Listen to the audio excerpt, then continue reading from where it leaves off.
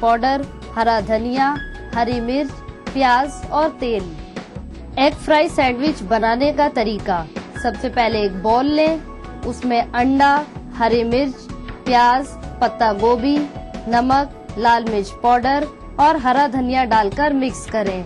फिर एक frying pan में तेल और अंडा डालकर फ्राई कर लें और एक प्लेट में निकाल लें। फिर एक बाउल में बेसन, लाल मिर्च पाउडर, हरा धनिया और पानी डालकर उसका पेस्ट बनाएं। फिर अंडे और ब्रेड का स्टफिंग तैयार करें। उसके बाद एक कढ़ाई में तेल और स्टफ ब्रेड को बेसन में डिप करके फ्राई करें और एक सर्विंग प्लेट में निकाल कर सर्व करें। दोस्तों, हमें उम्मीद है कि आज की दोनों रेसिपीज आपको पसंद आई होंगी और आप उन्हें बनाने की कोशिश जरूर करेंगे। तो जाने से पहले मैं शुक्रिया अदा कर देती हूँ हमारी आज की कुकिंग एक्सपर्ट सायरा बानो जी का। सायरा जी, आपका बहुत बहुत शुक्रिया हमारे प्रोग्राम में आने। शुक्रिया।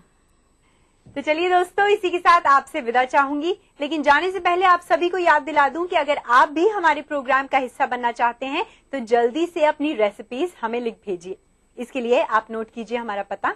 हमारा पता है अक्से रसोई, 2E/12, 3rd floor, Jhandewalan extension, new Delhi 110055। हमारा ईमेल आईडी है responseurdu@etv.co.in। फ्रेंड्स, अक्से रसोई के आज के इस एपिसोड में बस इतना ही।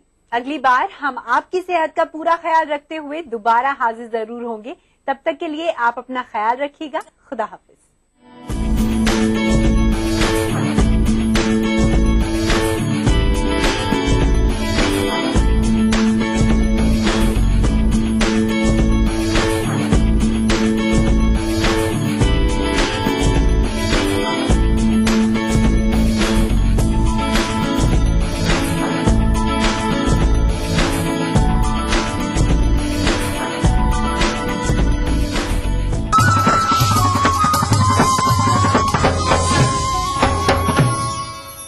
हम बातचीत करेंगे कि प्रेगनेंसी में किस तरह की डाइट लेनी चाहिए। बच्चों को एक हेल्दी फाउंडेशन देने के लिए क्या है और हाई आयरन और हाई कैल्शियम रिच फूड्स आपको किस डाइट से मिलेंगे। डायल कीजिए 040-233-13820 और 233-13380। आदाब डॉक्टर, इस जुमेरात शाम 5 बजे सिर्फ ETV उर्दू पर।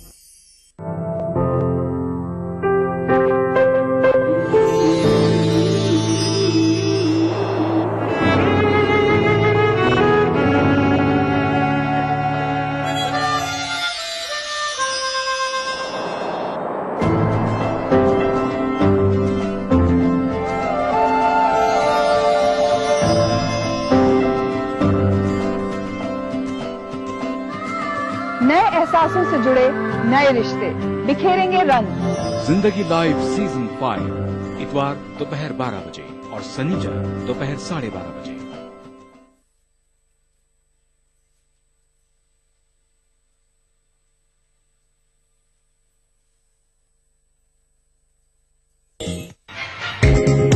ETV उर्दू पर अगला प्रोग्राम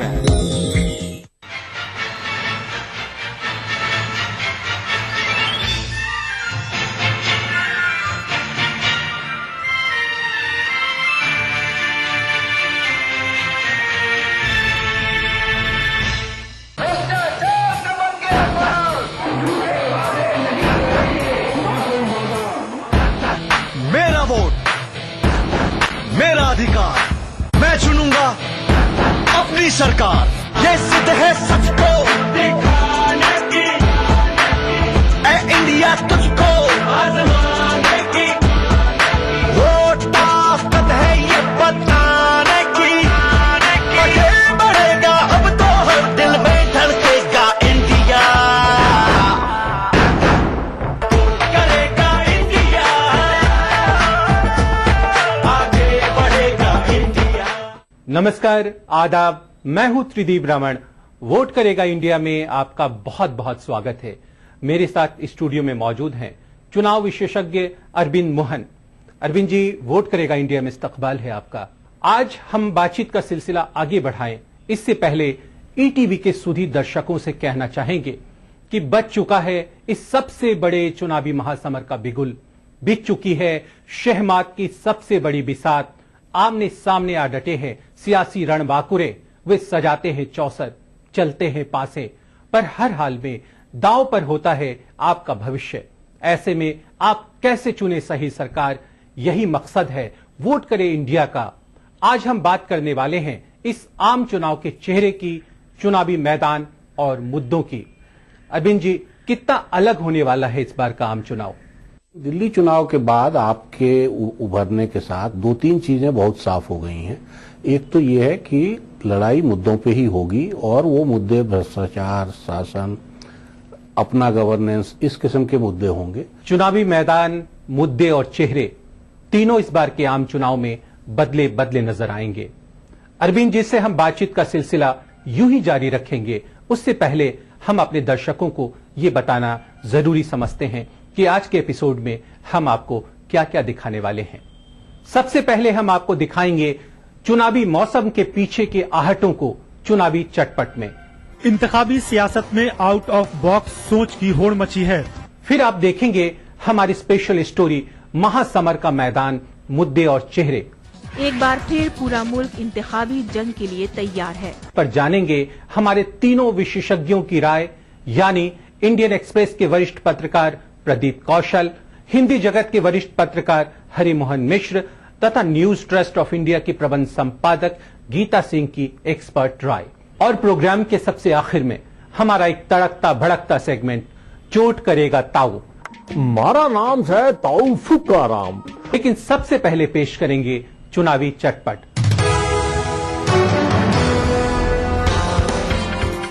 इंतखाबी सियासत में आउट ऑफ बॉक्स सोच की होड़ मची है।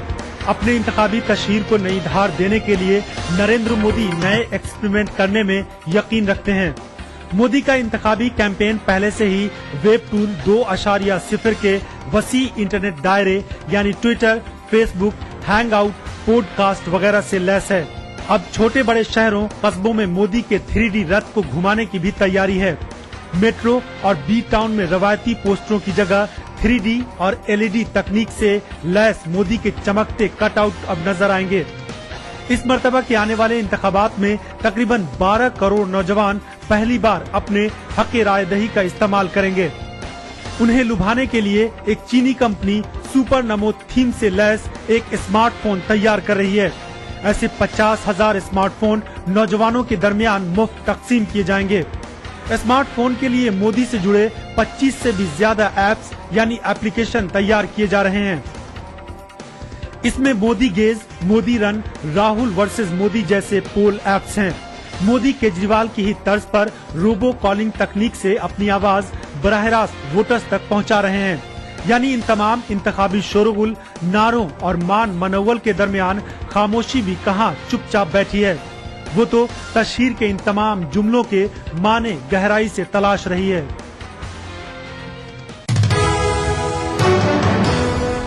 यह थी चुनावी चटपट। अरविंद जी, जब मौसम चुनाव का हो तो खबरें बहुत बल खाती हैं। निश्चित रूप से अभी तो अचानक आपको लगेगा कि अगले 100 दिन तक बाकी कुछ भी देश में नहीं हो रहा है, जबकि सब कुछ होता ही रहता है। और उससे भी ज्यादा ये होगा कि जिन चेहरों को हम पसंद करें नापसंद करें, वो सब अभी हमारे सिर पे और हमारे चैनल पे और हमारे अखबारों पे छाए रहेंगे। अभी वक्त है स्पेशल स्टोरी महासमर का मैदान, मुद्दे और चेहरे का। आइए नजर डालते हैं इसी स्टोरी पर।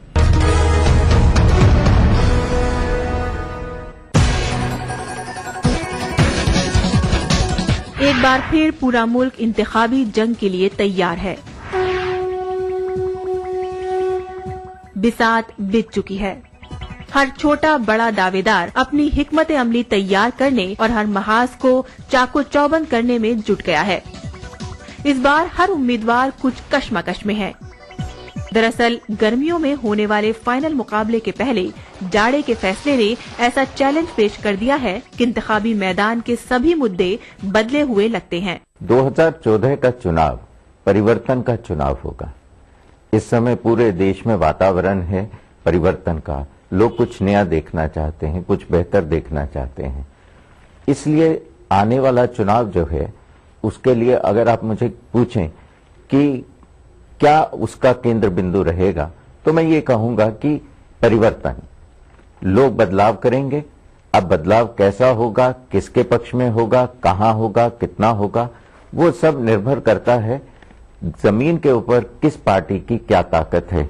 2014 के लोकसभा चुनाव बीते सभी आम चुनावों से बहुत अलग होंगे, खास होंगे, क्योंकि इन चुनावों में सबसे ज्यादा युवा वोटर्स पहली बार मतदान करेंगे, जिनके सामने कास्ट, रिलीजन और एक रीजनलिज्म, क्षेत्रीयता का कोई भी फैक्टर नहीं होगा। देश का मतदाता गहरे मोहभंग के दौर से गुजर रहा है। आम आदमी देश का वो इस पूरे तंत्र को बदल देना चाहता है। 4 सूबों के असेंबली इंतखाबात के नताइज ने साबित किया है कि महंगाई, बदउनवानी, खस्ता इक़्तिसादियात से परेशान लोग अब सरकारी तहफ़्फ़ुज़ के प्रोग्राम या महज तरक्की और बेहतर इंतजामात के वादों में ही राहत नहीं तलाश रहे हैं। अब वो इन सब के लिए जिम्मेदार पॉलिसीज और सियासत की तहजीब को ही बदल देने को आमादा हैं। सचमुच ये सवाल बड़ा है कि भ्रष्टाचार, वीआईपी कल्चर, वंशवाद, बेलगाम होती महंगाई और जार होता गवर्नेंस क्या वाकई आने वाले चुनाव में ये मुद्दे बड़े साबित होने वाले हैं? ब्रेक से वापस लौटने के बाद हम इसकी शिनाख्त जारी रखेंगे। वोट करेगा इंडिया में अब वक्त है एक छोटे से ब्रेक का, पर आप कहीं जाइएगा नहीं, हम लौट कर आते हैं पल दो पल में। अभी उदारता का दौर है, दोनों समानांतर धाराएं हैं। जहां जातिगत आग्रह रहेंगे लोगों के बीच में, उसी तरीके से लोग उदारता से सोचेंगे।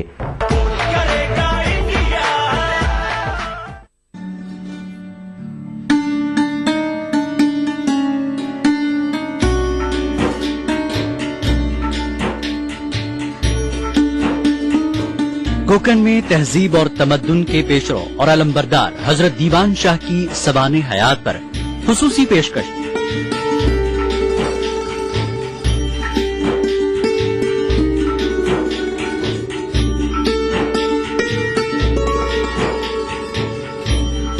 प्रोग्राम बारगाह अकीदत में बुध की रात 8:30 बजे, जुमा दोपहर 2:30 बजे, सिर्फ ईटीवी उर्दू पर। दक्कन की हर छोटी बड़ी सरगर्मी पर हमारी नजर, लेकिन आप तक पहुंचाते हैं सिर्फ वो खबर जो करे आपको बेदार। सियासत के गलियारों से रोजमर्रा की जिंदगी, दक्कन के गोशे गोशे से आप तक खबरें पहुंचाता दक्कननामा, रोजाना शाम 6:30 बजे। दुनिया अपडेट खबरों का नया और अनूठा शो, जिसमें हम आपको दिखाएंगे दुनिया की अहम खबरें और करेंगे उनका तज्जिया। जानेंगे दुनिया की अहम घटनाओं का भारत पर क्या होगा असर। दिखाएंगे ग्लैमर जगत का हाल और तेज खबरों में देखेंगे क्या कुछ हुआ पूरी दुनिया में बीते हफ्ते के दौरान। तो देखना न भूले दुनिया अपडेट हर रविवार शाम 6 बजे ईटीवी उर्दू पर।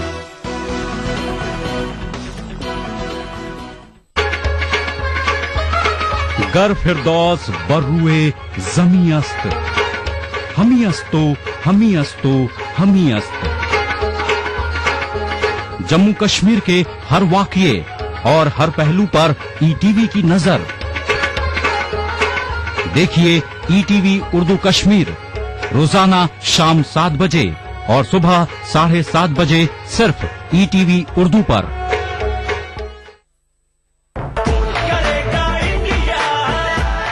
ब्रेक के बाद आपका फिर से स्वागत है चुनावी महासमर को जांचने परखने वाले एक अनोखे इलेक्शन प्रोग्राम वोट करेगा इंडिया में। वोट करेगा इंडिया यानी जिद सच दिखाने की।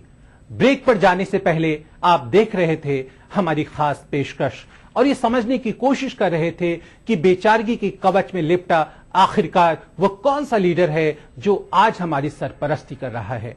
आइए स्पेशल स्टोरी के इसी कारवां को आगे बढ़ाते हैं।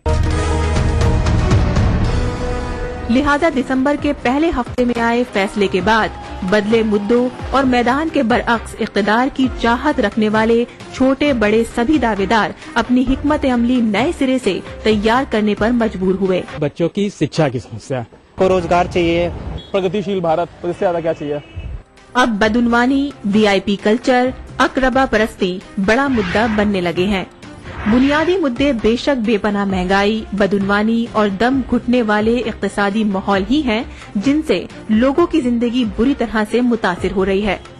मरकज में कांग्रेस की क़यादत में यूपीए हुकूमत का दूसरा दौर इक़्तिदार मुसलसल जवाल की तरफ जा रहा है। कभी इक़्तिसादी लिबरलाइजेशन और मिडिल क्लास की उम्मीदों के चमकते सितारे वजीर आज़म मनमोहन सिंह की हकीकत तो आवाम के सामने पहले ही जाहिर हो गई थी। उनकी हुकूमत के 2G कोयला ब्लॉक अलॉटमेंट जैसे एक से बढ़कर एक बदउनवानी के मामले सामने आए तो वजीर आज़म ऐसे पेश आए मानो वो सरकार का हिस्सा ही न हो। जब भी मुल्क कोई जवाब मांगता तो वो फार्मूला और तर्कों का सहारा ले लेते। जब सड़कों पर गुस्सा उमड़ने लगा, वो ऐसे खोल में सिमट गए कि कहीं कोई उन्हें लीडर न बता दे। जब बाजार इक़्तिसादी बहरान से कर्रा रहा था, वो बेबस होकर दूसरी जानिब देखते रहे।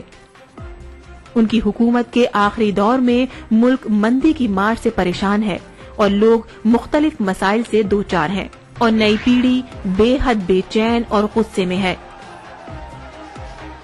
कांग्रेस ने अपने नायब सदर राहुल गांधी को आगे लाकर नई ताजगी का एहसास कराने की कोशिश की, लेकिन राहुल एंग्री यंग मैन के अपने तेवरों से भी लोगों को शायद यकीन नहीं दिला पाए। जो भी पार्टी आम आदमी के लिए काम करेगी, वायदे करेगी और उनको पूरा करेगी, तो मैं यही चाहूंगा कि वही पार्टी आए। एक नई पार्टी आई है, आम आदमी पार्टी, जो पूरी तरह से एक तस्वीर को बदल देगी और मुझे लगता है कि शायद कांग्रेस इस बार एक तीसरे मोर्चे की तरह रहेगी। अन्ना का जो अनशन हुआ है, उसके बाद देश में एक लहर है कि सबको कुछ बदलाव चाहिए। मुल्क की गद्दी के दूसरे बड़े दावेदार बीजेपी के वजीर आजम के ओहदे के उम्मीदवार नरेंद्र मोदी ने लोगों की नाराजगी को भांपकर कांग्रेस के शहजादे पर वार शुरू किया।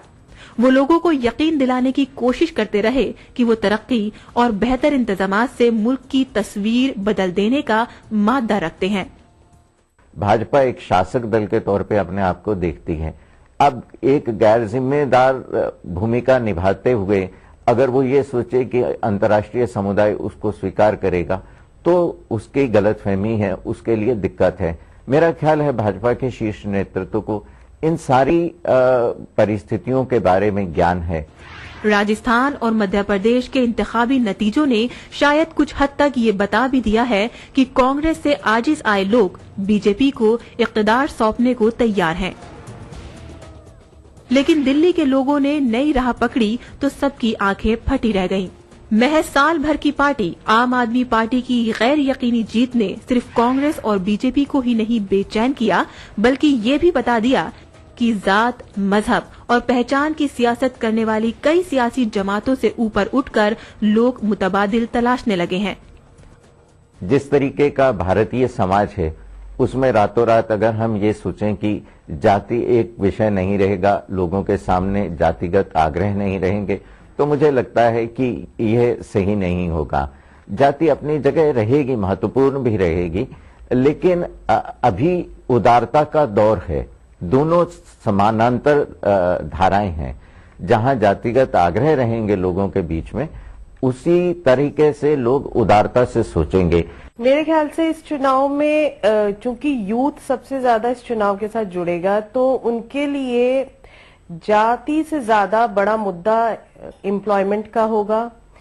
महिला जुड़ेगी तो इन्फ्लेशन का मुद्दा आता है उसके साथ में, और एक हेल्थ एंड हाइजीन, और नई पार्टीज के लिए भी उनका एक रुझान होगा। आम आदमी पार्टी की जानिब से कांग्रेस का रिवायती गरीब तबकों का वोट ही नहीं खिसका, बीजेपी का मिडिल क्लास भी आम आदमी पार्टी की जानिब मुड़ गया।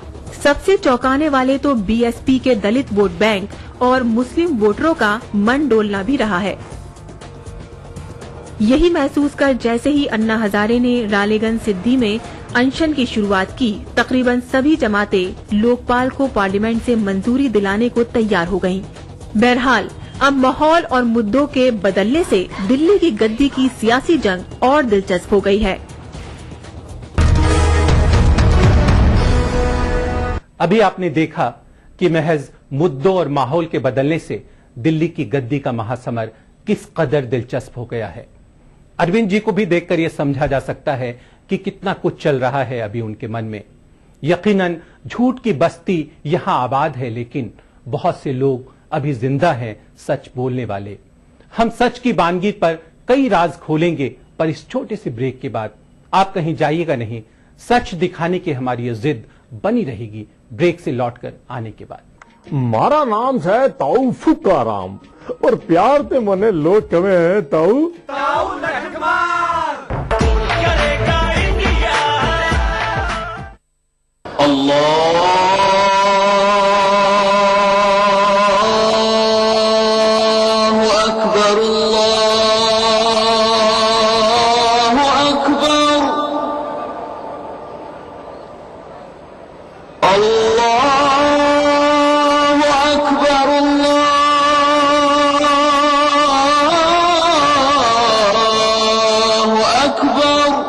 मस्जिदुल हराम से नमाज फज्र देखिए रोजाना सुबह 5:30 बजे सिर्फ ईटीवी उर्दू पर।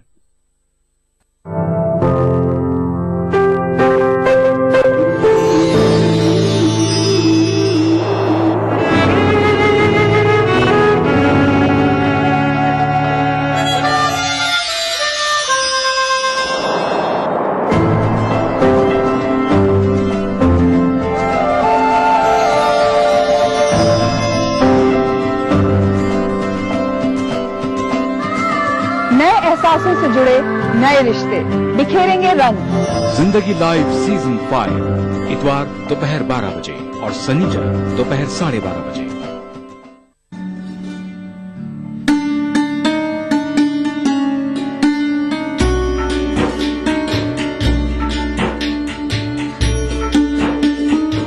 कोकण में तहजीब और तमद्दुन के पेशरो और अलंबरदार हजरत दीवान शाह की सबाने हयात पर खुसूसी पेशकश।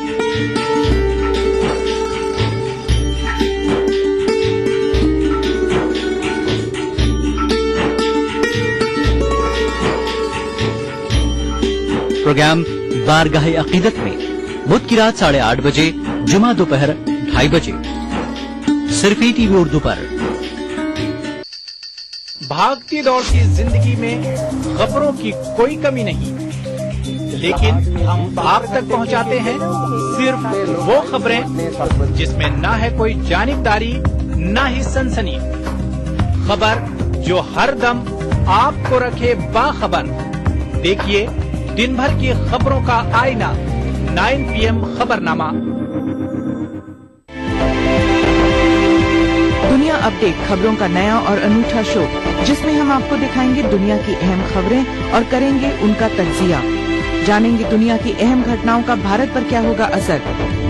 दिखाएंगे ग्लैमर जगत का हाल और तेज खबरों में देखेंगे क्या कुछ हुआ पूरी दुनिया में बीते हफ्ते के दौरान। तो देखना न भूले दुनिया अपडेट हर रविवार शाम 6 बजे ईटीवी उर्दू पर।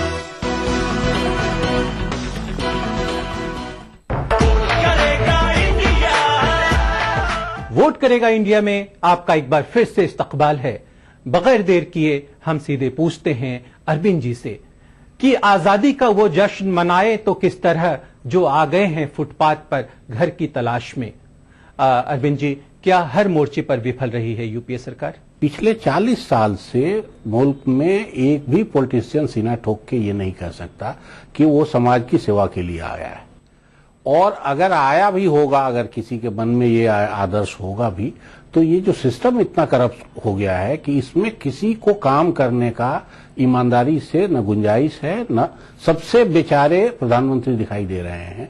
और पूरे अब तो इस बात की अरविंद जी कोई गारंटी नहीं रह गई है कि वाकई प्रधानमंत्री ईमानदार हैं। एक बड़ा प्रश्नवाचक चिन्ह लग गया नहीं है। जैसे प्रधानमंत्री या रक्षा मंत्री, ये सब अब तक का इनका रिकॉर्ड ये है, लेकिन इनकी ईमानदारी मुल्क के किस काम की। अरविंद जी, तेरे रहते लूटा है चमन बागबां, कैसे मान लूं कि तेरा इशारा न था।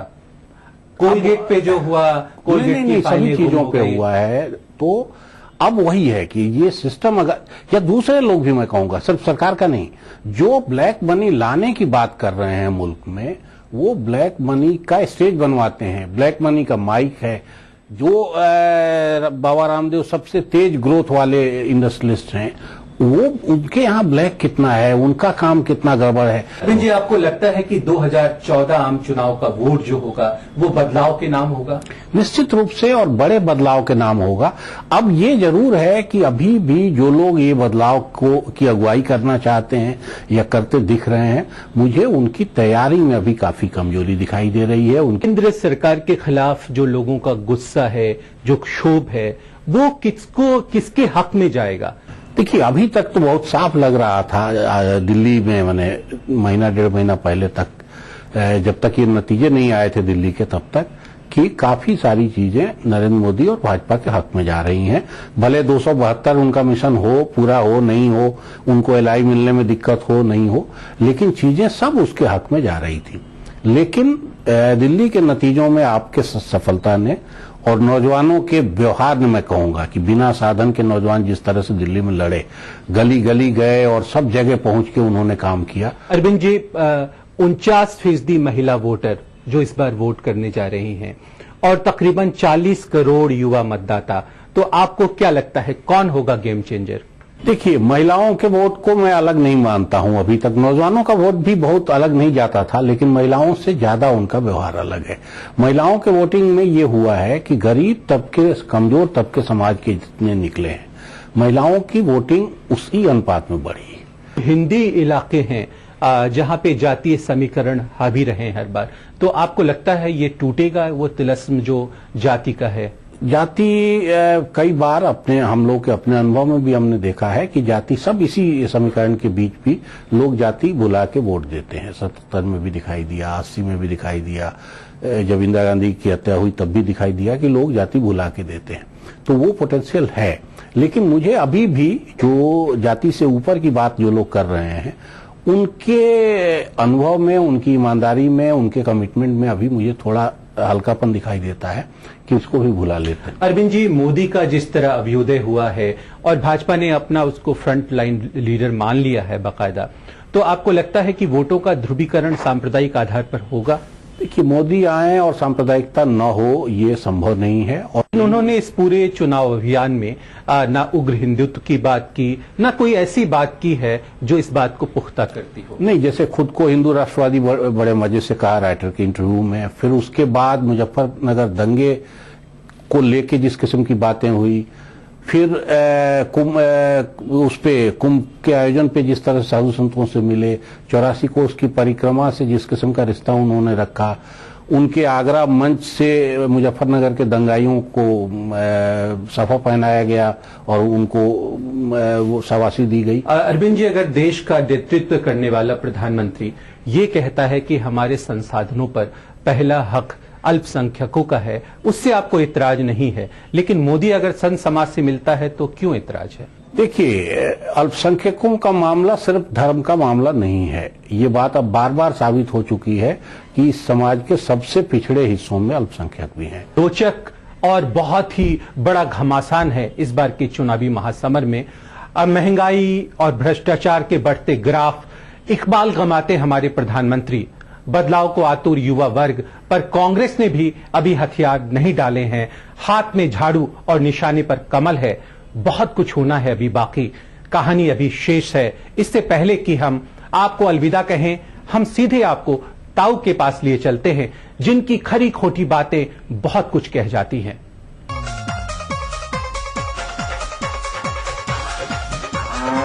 अरे राम राम भाई, राम राम। मारा नाम है ताऊ फुकाराम और प्यार ते मने लोग कहे ताऊ लठमार। अरे लठमार भाई, लठमार। बताओ भाई, सच बोलना के लठमार होवे से? अरे मैं तो कहूं, लोग कहने सच ते मुंह ना ढापना चाहिए। सच तो सच होए। इतने एक सच में आप लोगों ने बताऊं भाई, आपको एक घनी खास बात बताऊं मैं। कुर्सी वाले बाबा घने चमत्कारी हैं। मैंने बाबा से पूछा, अरे बाबा, दिल्ली वालों का क्या होगा? सब लोग घने परेशान हैं, कैसे होगा दिल्ली का कल्याण? बाबा बोले, बेटा, केजरी गृह की 7.5 लाख है। अरे बिजली का बिल ज्यादा आता हो, कोई रिश्वत मांगता हो, कोई महंगाई सताए, तो केजरीवाल का वोट का दान करे, फौरन आराम मिलेगा। एक बार की बात है, एक ताऊ ने कस्टमर केयर में फोन कॉल कर दिया और पूछने लग गया, अरे हमारी भैंस ने सिम खा लिया, भागी से अब क्या करूं? कस्टमर केयर वाला बोलन लग रहा, तो मैं क्या करूं? अरे मन ने उससे कहे, बावड़े तू मने यो तो बता कि रोमिंग तो ना लगेगी।